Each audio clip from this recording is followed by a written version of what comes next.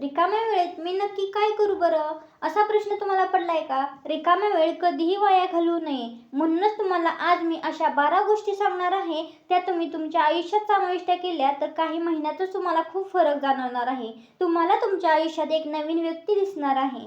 चला तर मग सुरू करूया त्या 12 गोष्टी. नंबर 1, नवीन कौशल्य शिका. आजच्या काळात नवीन कौशल्य शिकत राहणे खूप महत्त्वाचे आहे. जेव्हा तुमच्याकडे मोकळा वेळ असतो तेव्हा तुम्ही तो वाया घालवू शकता.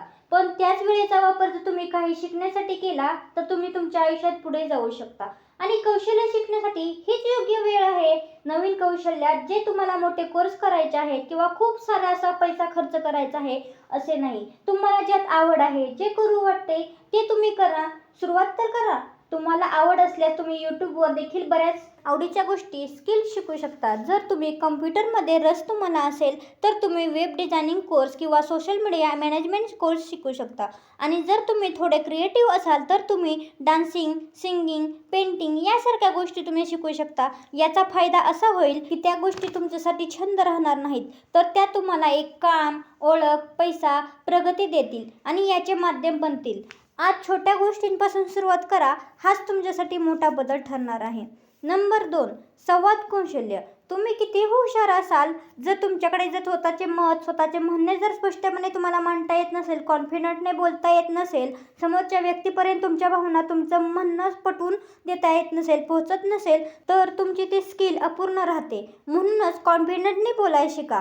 कम्युनिकेशन स्किल आजच्या काळात सर्वात महत्त्वाची स्किलपैकी एक आहे. कम्युनिकेशन म्हणजे बोलणे नाही तर कसे बोलायचे, कोणत्या ट्यूनमध्ये बोलायचे आणि एक्सप्रेशननुसार कसे बोलायचे हे आहे. यासाठी आरशासमोर तुम्ही उभे राहून स्वतः बोलण्याचा प्रयत्न करू शकता, सराव करू शकता, पुस्तके वाचू शकता, नवीन नवीन शब्द तुम्ही शिकू शकता, ज्यामध्ये तुमचा शब्दसंग्रह वाढेल. बोलताना पॉझिटिव्ह राहून बोला. लक्षात ठेवा, चांगले संवाद कौशल्य करिअरमध्येच नाही तर नात्यांमध्येही फायद्याचे ठरते.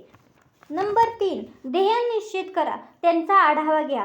जर कोणत्याही नियोजनाशिवाय आयुष्य तुम्ही जगत असाल तर वेळ वाया जाणार आहे आणि आपला वेळ वाया जाईल आणि आपण योग्य दिशेने पुढे जाणार नाही. म्हणूनच ध्येय निश्चित करणे खूप महत्त्वाचे आहे आणि त्याचा आढावा घेणे सुद्धा महत्त्वाचे आहे. तुम्ही रिकामे बसले असाल, मोकळे बसले असाल तर या गोष्टी स्वतःलाच विचारा. मला पुढे 1 महिन्यात काय करायचे आहे?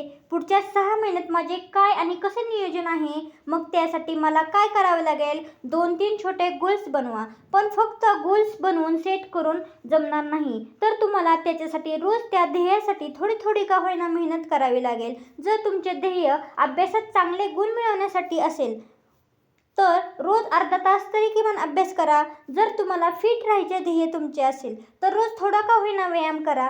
त्यासोबत प्रत्येक आठवड्यात, महिन्याला तुम्ही तुमच्या ध्येयासाठी काय केले आहे याचा आढावा घ्या. म्हणजे तुम्ही तुमच्या ध्येयाचा आढावा घ्या.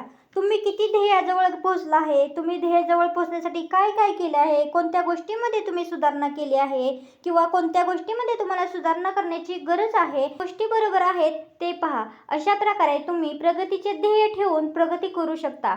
नंबर 4, दिवसभर आपण कितीतरी गोष्टींमध्ये गुंतलेला असतो. आपण विचार करत असतो, कितीतरी कामे करतो, कितीतरी अडचणी अनुभवतो, पण अनेकदा सर्व मनात आपण ठेवलेलं असतं आणि आपल्या मनामध्ये ते विखुरलेलं असतं. रात्री नीट झोपही लागत नाही कारण मन सतत धावत राहते. अशा वेळी मग तुम्ही काय करायचं आहे? तुम्ही डायरी लिहायला सुरुवात करायची आहे. डायरी लिहिण्याने तुम्हाला मदत ही होईल, तुमचे मन इकडे तिकडे अजिबात धावणार नाही.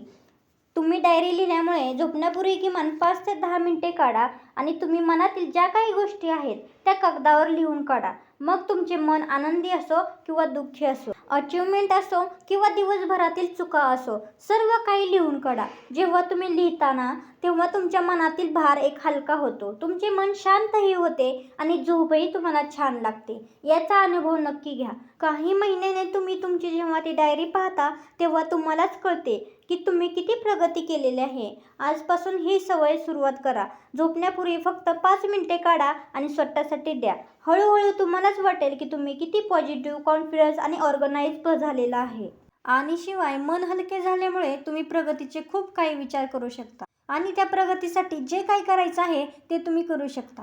नंबर 5, मोटिवेशनल, एज्युकेशनल आणि पॉडकास्ट व्हिडिओ ऐका. आपले मन तेच बनते जे आपण त्यांना खाऊ घालतो. जर आपणच जर फक्त निगेटिव्ह गोष्टी ऐकल्या, युजलेस कंटेंट पाहिले तर हळूहळू आपले विचार आणि मनसुद्धा तसेच बनते. पण जर आपण पॉझिटिव्ह युजफुल गोष्टी ऐकल्या तर आपले मन त्याच दिशेने विचार करू लागते. म्हणूनच नेहमी चांगले पॉडकास्ट ऐका, मोटिवेशनल व्हिडिओ पहा, एज्युकेशनल व्हिडिओ पहा, ऐका, त्याची सवय लावून घ्या. यात तुम्हाला खूप आवडीनुसार मोटिवेशनल व्हिडिओ, लाईव्ह स्टोरीज, खूप काही सक्सेस स्टोरीज तुम्हाला ऐकायला पाहायला मिळतील. त्याचबरोबर कौशल्याच्या संबंधित सुद्धा तुम्ही व्हिडिओ ऐकू पाहू शकता. याची खास गोष्ट ही आहे, तुम्ही कोणत्याही वेळी हे ऐकू शकता, पाहू शकता. सकाळी चालायला जाताना किंवा काहीतरी काम करत असताना तुम्ही मोटिवेशनल व्हिडिओ, पॉडकास्ट वगैरे चांगले लावून द्या. याने तुम्ही काहीतरी शिकता आणि तुमचे मन हलके होते. नंबर 6, वर्कआउट करा. आपल्या सर्वांना वाटते आपले शरीर, मन हेल्दी राहावं, पण खरं सांगा, आपण किती वेळा आपल्या शरीरासाठी वेळ देतो? अनेकदा घर, काम यामध्येच आपण व्यस्त होतो की स्वतःसाठी वेळच देत नाही. स्वतःच्या शरीराकडे, स्वतःच्या मनाकडे दुर्लक्ष करतो. पण लक्षात ठेवा, शरीर फिट तर मन पॉझिटिव्ह. जेव्हा तुमचे शरीर ॲक्टिव्ह असते ना, तेव्हा तुमचे मनही आनंदित असते. म्हणूनच वेळ वाया घालवू नका. 15-20 मिनिटं का होईना, रोज वर्कआउट करा. वर्कआउट म्हणजे जिमला जाणेच नाही, घरीच हलका व्यायामसुद्धा तुम्ही करू शकता. योगा करू शकता, म्युझिक लावून थोडा वेळ डान्स देखील तुम्ही करू शकता. या व्यायामाने तुमचा मेंदू शांत होतो आणि ॲक्टिव्ह राहतो, फ्रेश राहतो. तुम्हालाच हळूहळू जाणवेल की तुमच्यात किती बदल झाला आहे. तुम्हाला झोप छान लागली आहे आणि त्याचबरोबर तुमचा आत्मविश्वाससुद्धा वाढलेला आहे. नंबर 7, मेडिटेशन करा. आजच्या या धावपळीच्या युगात आपले मन क्वचितच शांत बसलेले असते, नाहीतर ताण, तणाव, टेन्शन यामध्येच गुंतलेले असते आणि यामुळेच आपले मन थकून जाते. मनाला थोडा वेळ देणं गरजेचं आहे. हेच काम मेडिटेशन करतं. मेडिटेशन कसे करावे? सकाळी उठून किंवा संध्याकाळी एका शांत ठिकाणी बसा, मांडी घालून बसा, डोळे मिटून घ्या आणि फक्त आपल्या श्वासावर लक्ष केंद्रित करा. खोलवर श्वास घ्या, श्वास आत घ्या आणि हळूहळू तो श्वास बाहेर सोडा. सुरुवातीला तुमच्या मनाला खूप काही अस्वस्थता जाणवेल, मनात खूप काही विचार येतील, पण तुम्ही त्याकडे लक्ष द्यायचं नाही. तुमचे मन एक केंद्रित करण्याचा प्रयत्न करायचा आहे. याने तुमचा राग शांत होतो, तणाव दूर होतो आणि तुम्ही पॉझिटिव्ह विचार करायला लागता. Number 8, social media detox. हे खरे आहे, सोशल मीडिया जीवनाचा एक भाग बनलेला आहे. पण हे खरे आहे का? आपण जितकं यामध्ये लक्ष देतो तितकंच आपलं मन अशांत होतं, वेगवेगळ्या गोष्टींनी भरलेलं राहतं. म्हणूनच आपण सोशल मीडियाला मर्यादित करणं खूप गरजेचं आहे आणि त्याचा वापर स्मार्टली करणे गरजेचे आहे. दिवसभर आपण कारण नसताना फोनवर बोटे फिरवत राहतो. स्वतःला एका वेळेची मर्यादा द्या. उदाहरणार्थ, सकाळी फक्त 15 मिनिटे महत्त्वाचे मेसेजेस वगैरे पहा किंवा आणखी थोडंसं छोटंसं मेसेजेस पाहून झाल्यावर थोडंफार काहीतरी पहा, चांगल्या गोष्टी पहा. संध्याकाळी 15 मिनिटं द्या. तुम्हालाही हवे असल्यास आठवड्यातून एकदा का होईना पूर्णच मोबाईल बंद करा. जमत असेल तर हळूहळू तुम्हाला तुमच्यात खूप काही बदल झालेला दिसेल आणि तुमच्याकडे तुमचा वेळसुद्धा खूप शिल्लक राहिलेला तुम्हाला जाणवेल. तुमचे मनही तुम्हाला शांत राहिलेलं दिसेल. अनुभव नक्की घ्या. नंबर 9, स्वतःला चॅलेंजेस द्या. आपण रोज त्याच रुटीनमध्ये असतो, त्याच झोनमध्ये असतो. जे ठरवलंय ते आपण करत नाही. पण जर तुम्ही तसेच राहिला तर तुमचे आयुष्य तसेच स्थिर राहील. पण म्हणूनच स्वतःला छोटे छोटे का होईना चॅलेंजेस द्या.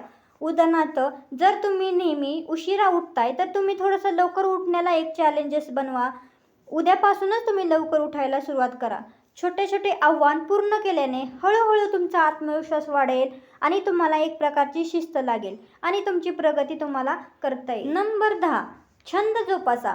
आयुष्य फक्त काम आणि घर यामध्येच नाही. जर आपण सर्वांमध्ये अडकून राहिलो तर हळूहळू आपला आनंद हरवून जाईल. छंद म्हणजे ते काम जे तुम्ही स्वतः आनंदासाठी करता, जसे की गायन, नृत्य, स्वयंपाक, पेंटिंग हे सारे छंद. हे छंद तुम्हाला रिलॅक्स करतील, त्याचबरोबर तुमचे माइंडसुद्धा फ्रेश ठेवतील. नंबर 11, पुस्तके वाचा. पुस्तके वाचल्यामुळे तुम्हाला तुमचे मन शांत झालेले जाणवेल, त्याचबरोबर तुम्हाला नवनवीन माहितीसुद्धा मिळेल. त्याच्यामुळे पुस्तके वाचण्याचा छंद जोपासा आणि पुस्तके वाचण्यासाठी थोडं का होईना रोज वेळ काढा. त्याच्यामुळे तुम्हाला त्याचा फायदा खूप होणार आहे. तुमच्या फावल्या वेळेस तुम्ही वाचलेली पुस्तके तुम्हाला भरपूर काही नॉलेज देऊन जाणार आहेत. नंबर 12, आपल्या माणसांशी मनाने जोडा. आपण टी व्ही, मोबाईल, डिजिटल गोष्टींमुळे आपण इतकं हरवून गेलेलो आहे की आपल्या माणसांना आपण विसरलोय. आपल्या माणसांनाच आपण हरवून बसलोय. कुटुंबातील सदस्य, मित्र आणि जवळच्या लोकांसोबत, नातेवाईकांसोबत टाईम घालवा. थोडा का होईना टाईम घालवा, विचारपूस करा. जेव्हा तुम्ही खऱ्या मनाने जोडले जाता तेव्हा तुमचे संबंध खूप काही चांगले निर्माण होतात. त्याचबरोबर आणि मूडही चांगला राहतो आणि आनंदाची भावना वाढीस लागते. लक्षात ठेवा, यश आणि आनंद अशा छोट्या छोट्या पावलांनीच मिळतो. तर मग विचार काय करताय? सुरुवात आजच करा. पण एक गोष्ट मात्र लक्षात ठेवा, या फावल्या वेळांमध्ये तुम्ही माणसं जोडण्याचा प्रयत्न करताय, पण तिथेच माणसं जोडण्याचा प्रयत्न करा जिथे तुम्हाला किंमत असेल. ही माझी टिप नक्की लक्षात ठेवा. अन्यथा आनंद देण्यापेक्षा तुम्हाला त्रासच होणार आहे. चला तर मग भेटूया पुढच्या व्हिडिओमध्ये. आजचा व्हिडिओ कसा वाटला ते नक्की सांगा. शेवटी तुम्ही एक सुंदर, सुशिक्षित आणि सुंदर गृहिणी आहात. आपल्या गृहिणी फॅशन लाईफ चॅनलवरती अजूनही सबस्क्राईब केलं नसेल तर सबस्क्राईब नक्की करा आणि सबस्क्राईब केल्यानंतर पुढच्या बेल आयकॉन बटनावर क्लिक करा, जेणेकरून आपले प्रत्येक व्हिडिओ तुम्हाला आल्यानंतर दिसतील, तुम्हाला त्याची नोटिफिकेशन मिळेल. आजचा व्हिडिओ कसा वाटला, जर तुमच्या मनाला आवडला असेल तर एक लाईक नक्की करा आणि आपल्या चॅनलवर सबस्क्राईब केले नसेल तर सबस्क्राईब नक्की करा आणि आपल्या चॅनलला शेअर करा. आपल्या व्हिडिओंना शेअर करायला सुद्धा विसरू नका. चला तर मग आजचा व्हिडिओ इथेच बस करूया. पुन्हा भेटूया पुढच्या टॉपिकसोबत, पुढच्या व्हिडिओसोबत, पुढच्या माहितीसोबत. आणि आपल्या या रिकाम्या वेळेमध्ये आपल्या प्रगतीसाठी, आपल्या आनंदासाठी ज्या काही 12 गोष्टी सांगितलेल्या आहेत त्या तुम्हाला आवडल्या असतील तर एक लाईक आणि एक कमेंटसुद्धा नक्की करा. आणि कमेंटमध्ये तुम्हाला आणखी कोणत्या टॉपिकवरती व्हिडिओ पाहायला आवडतील, तुमच्या कोणत्या समस्या असतील तरी त्या कमेंटमध्ये तुम्ही लिहू शकता. आपण पुढच्या टॉपिकमध्ये त्याचा नक्कीच विचार करूया.